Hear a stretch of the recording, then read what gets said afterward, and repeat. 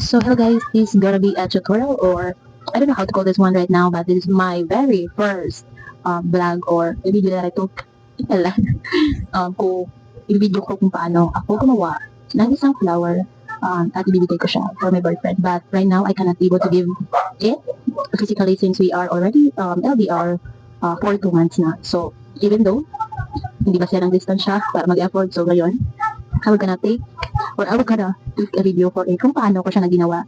At yeah, since it's Saturday, then wala siyang trabaho bukas. I wanna make him happy for 1 week na pagod at puyat dahil sa katutrabaho. Then yeah.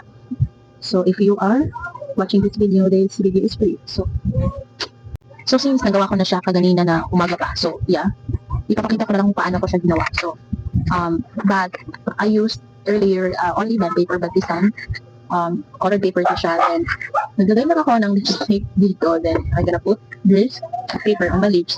Then may lalabas siya na mark ng lips mo. So ganyan yung ginawa ko, and yeah, I made it repeatedly until dumami yung mga lips mark sa paper. So ganito na siya guys. Yan.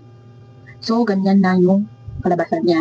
Then gumawa ako, I used this paper na para gawin siya ng stick. So ganyan na guys. Ito na siya guys, na may stick na siya. So ganyan, then I put a ribbon on it para mas maganda naman siya tingnan. So guys, that is kahit na malayo kami sa isa't isa, but yeah, ganun talaga. So I hope he will like it and appreciate my little effort. Para hindi lang sa words, but in actions.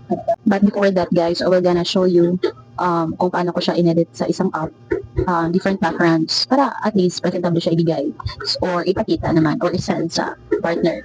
So, hello love, I hope you are watching this one, and if you were watching this one, and I hope you will like it. And so guys, maybe you are finding something or sign para naman mag-effort ka, even a little effort for your loved one. So guys, this video is for you. So I hope nakatulong ako. Then yun lang guys, I hope for the second vlog for being a lover girl this time. So yun lang guys, bye!